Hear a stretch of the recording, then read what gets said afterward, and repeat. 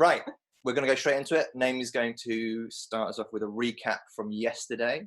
So today the first talk is a bit more about fear and about the reactions that people might have or that we might have when we're having discussions. So the whole idea is that we're thinking about how we can have more productive discussions with each other. We looked at Job, and I mean, you only have to look at the length of the book of Job to see how unproductive basically all of those conversations were. So, and we identified that even though Job is described as righteous by God, who, you know, that's the kind of ultimate truth, it's not an interpretation or an opinion. Even though he's righteous and he's theologically correct, he did allow pride to be triggered in him by his friends, which then led to these ridiculously long and productive conversations. And in Corinthians, it directly says, you know, don't engage in kind of meaningless debates about this and that, and how we can make our conversations not like meaningless debates, not unproductive, and how we can treat each other kindly. So there was a really good discussion at the end of yesterday with some really nice points people made. So Caroline was talking about what it felt like to move to a different kind of strand of Christadelphians, and how that was a very long process, and as far as I can see, I think you have to be a very particular personality and have a certain sort of strength of character to do that kind of thing. So I know that is really beyond a lot of people's capability.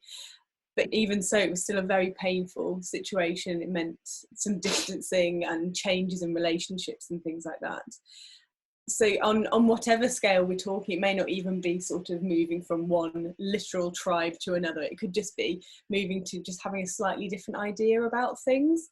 These are all quite very painful things. I think James talked about, we want to just kind of keep everything together, and it's quite painful to be given a new idea. However, a really positive thing to do is to kind of move forward and embrace the idea of not, oh no, that doesn't fit with my worldview. Actually embrace the idea that, wow, there's more to think about. But again, you need to be in a very good place to be able to have those kind of thoughts, and again, a certain kind of strength of character.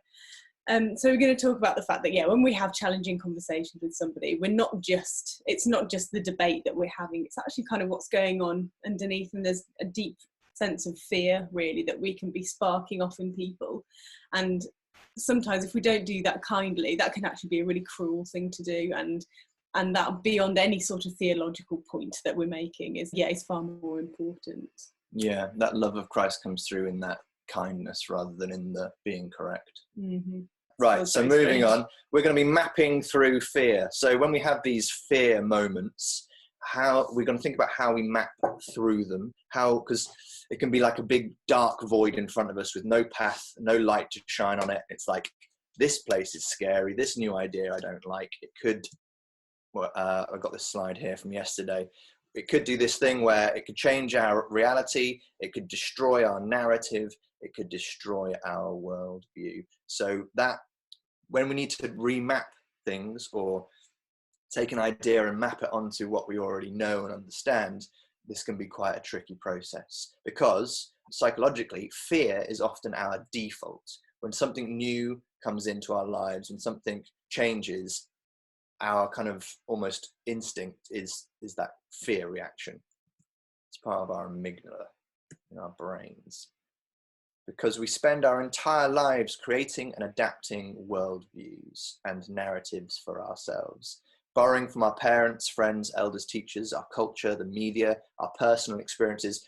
As we grow up and as we get older, we begin to piece together how the world works, and we take, we borrow things from people, and we say, okay, that seems to work for you, let's see if that works for me. And 90% of the time that it does, probably, like what we see other people do works for us.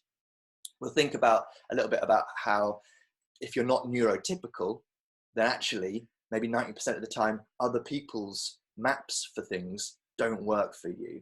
They've got a map through how to get through school, how to pass their driving test, how to go to university. These maps exist because other people have done them, and we've seen examples of them, and we've kind of gone, okay, that appears to be how you get into university, I'll try that. But if you're not particularly neurotypical, then for many people, those maps that other people present will be really confusing. And also, we shouldn't expect everybody to have the same map getting through these different things in their lives. There's also the idea that we have to have a map for things. The way a child learns is that they kind of have these little blocks of knowledge that they kind of build on top of each other. And a little bit like a religious faith would develop, you kind of have various understanding, you add things on top. And then you generalize those rules so that I know if I go to a new building, when I enter through the front door, gravity still exists. I'm like, well, it exists for the rest of my life. So in this room, it'll be fine. And I've trusted all the other chairs that I've experienced, none of them are broken, so I'm going to sit on this chair and it'll be fine. Because we need to have certain like schema and ideas of stuff that we can just generalize. Otherwise, we would just be constantly preoccupied with that. We have to have things that we're sure of so that we can do additional learning on top of it.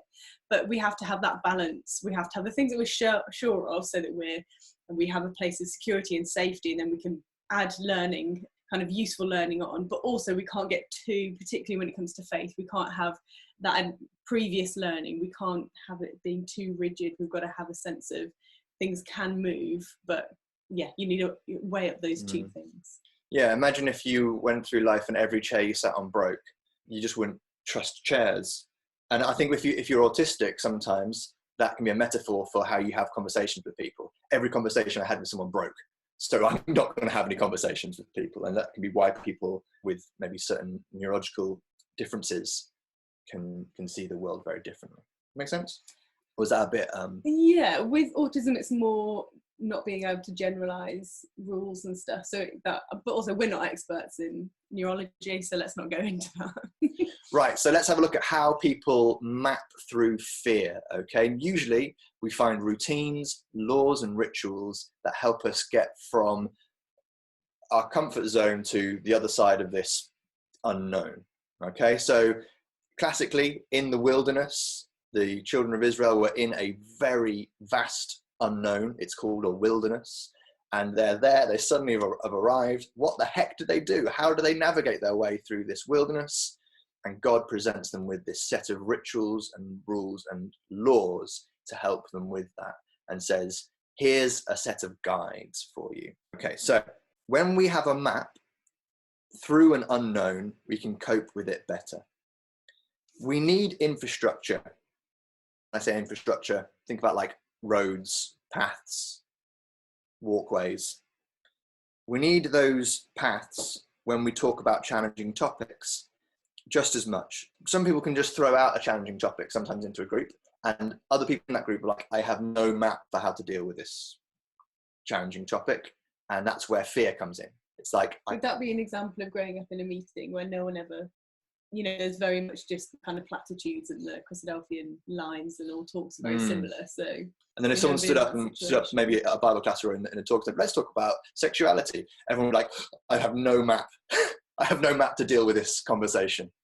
So sometimes throwing it out there can be really a bit like a grenade, and we need to be sensitive to that and be able to go to other people. Okay, we're going to talk about this, and this is how we're going to talk about it. This is the structure. This is how long we're going to talk about it for. This is, maybe like a schema for discussion and things that really helps people. It's best to set down that structure for people. That can actually give them that security. Go, okay, this is the map we're going to take through this discussion. And maybe by the end of it, not expecting anybody to change anything as well can be like a useful thing to do at the very beginning. It's just going to be talked through. A map we know works and is socially acceptable and followed by others is usually really useful. So we talked a bit this morning when we were looking at this. So yeah, the security and having a routine, a law and a ritual. So yeah, for people in the wilderness, that would have been a terrifying thing, and not just having this vague idea of, oh, you'll be led to a land of milk and honey. It still must have been terrifying, because it would have become quite clear very early on that wasn't going to happen immediately. So having all the routines, the laws and the rituals to kind of go by would have been a lot less scary. And I imagine as well the same thing, like waiting for a Messiah. Sort of like, we don't know when it's going to happen, so let's stick to these really rigid rules and routines. And they even, when they reject those laws and those rituals and they go after their own things and build the golden calf, that ends in disaster. It's like, you have to stick to this way of doing things when you're going through this unknown. Yeah, there's a nice just clear correlation there. And we're saying it's similar we're in kind of an unknown now. It's difficult to know how long lockdown is going to go on for, whether, how the peak trends are going to go with COVID-19 and things like that. So when the social distancing rules and the lockdown were brought in, it was almost an arbitrary sort of, right, this Friday, that's when we're going to start it. But we always attached a huge amount of importance. So like, okay, the weekend before, that was fine to hug your mum, but this weekend you shouldn't go to your mum's house. That's suddenly a social taboo and that kind of thing. We really like to be told what to do and have those, it's 6 feet, it's queue up outside the supermarket, wear a face mask, etc. And also we have the nice rituals as well of clapping for the NHS on a Thursday night and those things, and people have really kind of held on to those because it's really reassuring. So it's a kind of similar thing, yeah, we've got some rituals, some Zoom calls, like weekly Zoom calls that are kind of now ritualized. When we think about King David, right, he says that he rejoices in God's law, and sometimes that's really confusing. It's like, why is David like rejoicing in the law? It's so boring, it's so dry, it's just telling him what to do. But it's actually like, when you think about David, who was an ancient Near Eastern king, there's so much more volatility, obviously, however many thousands of years ago David existed. It's like, of course he's rejoicing in God's law. It gives him some structure and gives him some way of mapping his way through this crazy world that he lives in, where someone could come and kill him, like even one of his sons, any minute. Right, so where am I? If you think about your life, there's very little, if anything, that you do that no one else has done before you. Going to school, driving a car, getting a job, blah, blah, blah, all these things. Weddings, right? Like there's a ritual to a wedding, there's a way of doing it perhaps that you think, that's a life goal. You might work out better ways of doing things. You might develop more efficient ways of working, or if you're in quantum physics, you might literally be working in absolute unknowns. But for most of us in the Western world, everything is kind of mapped out for us by society. And most, if not all of these maps are for neurotypical people, because I guess the majority of society are neurotypical. But if you're not neurotypical, then many of the maps, as I was saying before, probably don't really make sense. We were saying yesterday, some people had more headspace under lockdown. That's because your map, your social map, everything that you have to do has been simplified now. Like you have more headspace because your map is so much simpler in lockdown for some of us, not for everybody. Yeah, there's none of that. Okay, I'm going to go out. What social map do I have to use to navigate the world when I'm going to the shops? What etiquette do I need to now adopt? Those are all maps that we're using. Right. So what's the overall point of that slide, Tom? That got a bit rambly. The overall point is that we like a routine and a law and a ritual. It helps us. We don't like them to be changed. No, we don't. But some people will. Again, like you were saying at the start, it depends on your personality. If you're going to change your routine and remap things, takes a certain type of person, a certain type of strength. I've got this. Here's a bunch of questions that I think the law helps people navigate an unknown. Here's a quote from Joseph Campbell. This is about the Knights of the Round Table in the quest for the Holy Grail. Come on. Right. Each entered the forest adventurous at the point he himself had chosen, where it was darkest and there was no way or path. So this is a myth about the Knights of the Round Table going in search for the Holy Grail, this kind of journey of awakening they were going to take, this spiritual journey they were going to take. Each of them entered the forest at the darkest point where there wasn't a path. And it actually says, if there was a path, it wasn't their path. They needed to find somewhere that they had to go through themselves. And maybe you have to adopt the kind of the strength of a knight of King Arthur to undertake some of these journeys. But we go through these journeys ourselves. What's that?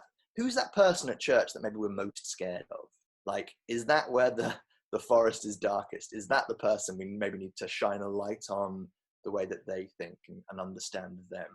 That can be really useful. This is an example of how we default to fear. Imagine you're at work, at university, at school, and an authority figure says, I want to see you in my office. What's the first feeling that you get?